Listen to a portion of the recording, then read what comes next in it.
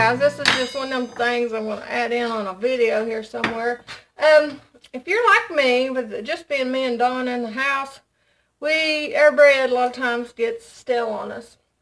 And I do this with different types of bread, sandwich bread being one in particular that I do it with. But I want to make croutons, and I thought I'd just show you what I do. I take some of this stale bread and I just cut it out in cubes.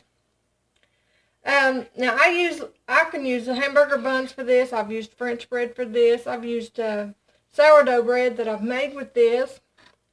I also use this sometimes and make shake and bake, and I'll have to make a thing to show you my shake and bake recipe that I make too. So after I get it cubed up, I'll throw it in my pan over here. Cube up the rest of this. For me anyway, it's better if I just do like 2 or 3 pieces at a time. It keeps it a little better uniform. My husband loves this. I've run him with it. Now he expects it. He don't want to eat a salad anywhere but home. We eat a salad just about every night though. The only time we don't is if we're eating somewhere else usually. But most every night we have a salad. And then I will simply, now I usually use garlic salt, but I actually got this from the Dollar Tree and I was really thrilled with it, and I'm not promoting it necessarily, but it's really good. But where it says garlic and pepper, it also has salt in it. So if you do get that from the Dollar Tree, remember that, because the first time I used it and didn't realize there was salt in it. Didn't really look. I guess I should have. And everything I had at that was too salty. So I'll sprinkle some of this on there. But generally, like I said, I usually use garlic, salt, and pepper. Sometimes I'll throw other stuff on it. You can throw parsley on it. You can throw anything on it for that matter, basil or whatever. But that's just simply what I do. And then I'll drizzle some olive oil on this.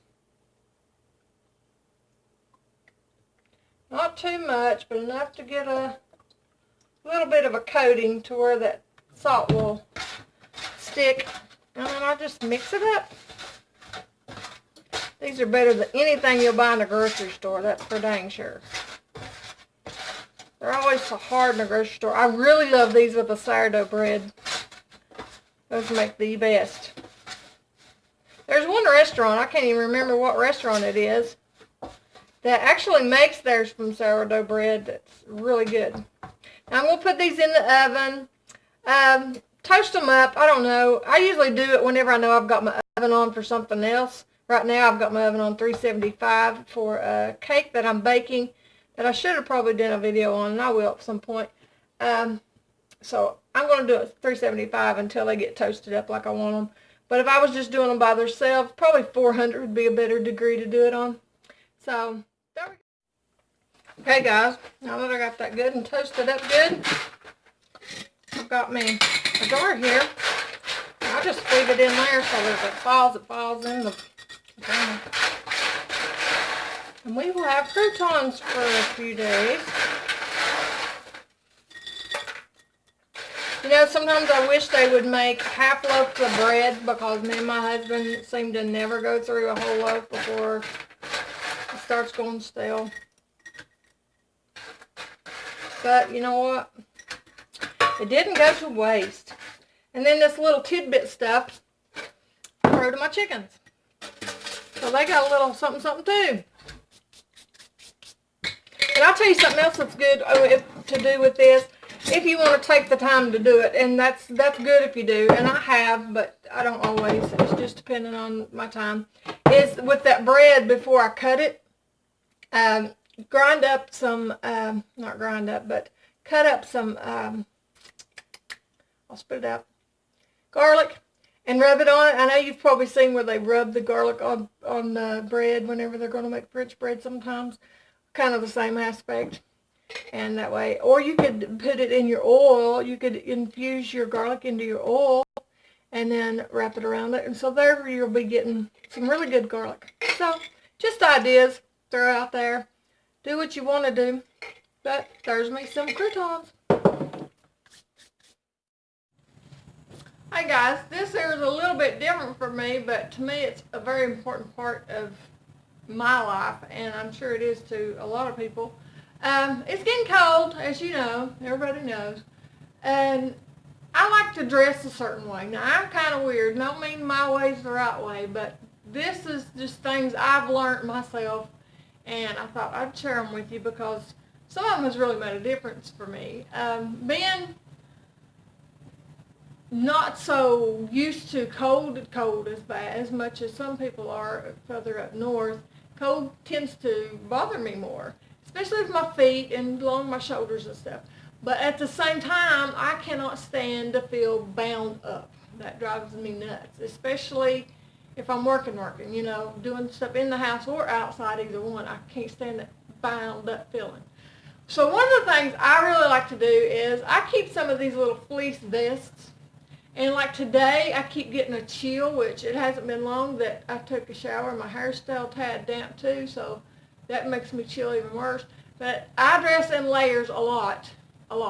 I usually wear some type of t-shirt underneath, and I've usually got some type of flannel shirt, and then when I get that chill feeling, I like to go get one of these fleece vests because if I can get myself warm right here, it makes a world of difference. And then I'm still not bound up, and I feel like I can still fly up in a tree. Me too.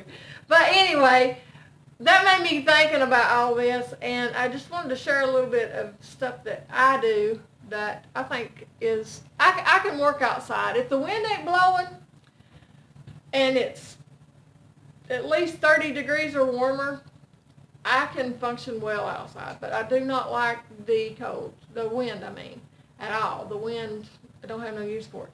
But how I bundle up is, for one thing, this scarf has been really handy.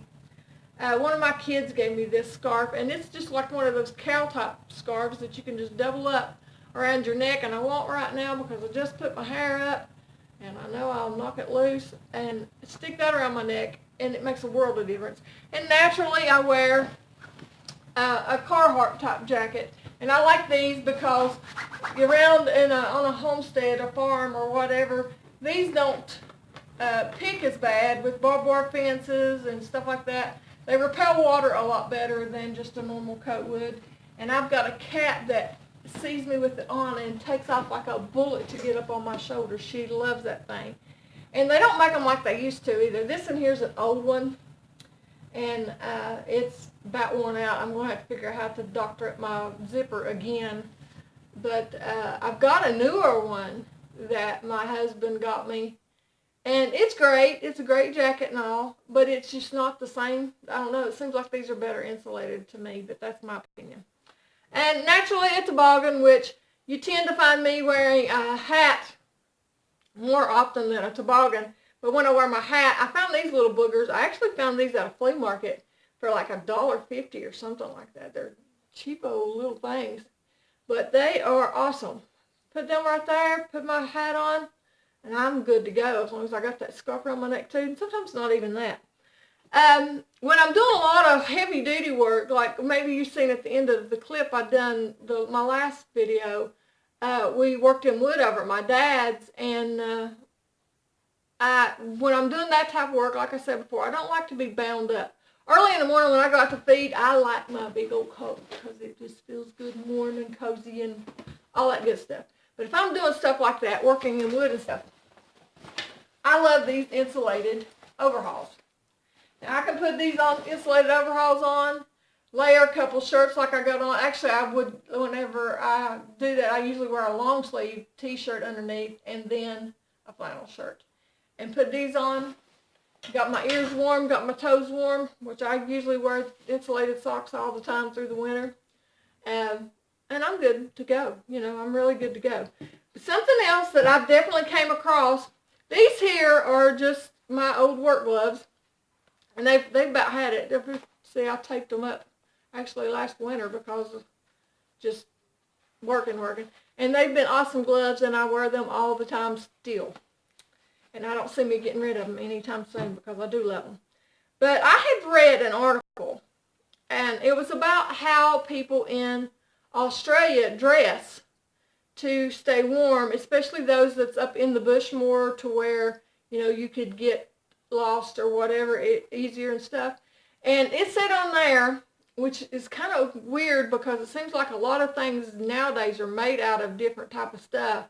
But they said in that article that they like to dress in cotton, that whatever's closest to their skin, to be sure it's 100% cotton, because cotton will absorb the moisture where stuff like polyester and those type of materials won't, and it'll keep your skin wet. It won't wick the sweat off, which will actually make you colder. And that makes sense to me. It makes a lot of sense to me. I mean, I can see that very, very plainly. And something else they said they do, and I've experimented with this, and this is true, is mittens. My daughter, which these is pretty shot too, you can tell I've used them, she gave me some mittens that somebody gave her actually, and she just never wore them, but she don't do the type of thing I do, so that's, you know, she knew I'd probably need them more. So they got a leather patch right here, and this part is fleece, which if I bought me a pair, I probably would not get fleece just because they do catch everything you do really easy. I think part of that's pine sap that's on there, so there you go. But, and these peel back to where whenever I'm doing something that I need all my fingers good, I've got them. But the thing with mittens, and this is true, I have experimented with this, and I know it's true, is gloves, when you have a glove on, your fingers are separated. So there's nothing keeping those fingers warm except for what's surrounding them.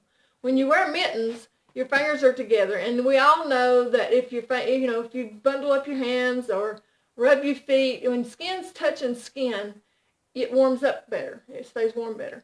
And that is true with mittens. Very true. Your hands stay warmer in mittens than they do gloves. Except for this little thumb, and it gets cold. But anyway, I wanted to share that because I really, really, really am convinced of this. And I definitely want to get me a more, sturdier pair of these. But I am a firm believer in them. And well, no, that wouldn't work.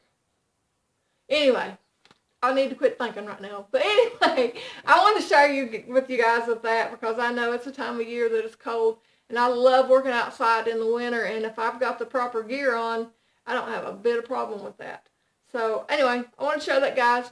Love you guys. Thank you for watching. And let me know what you think about this video. I know it was a little off the wall, but oh well. See you later. God bless.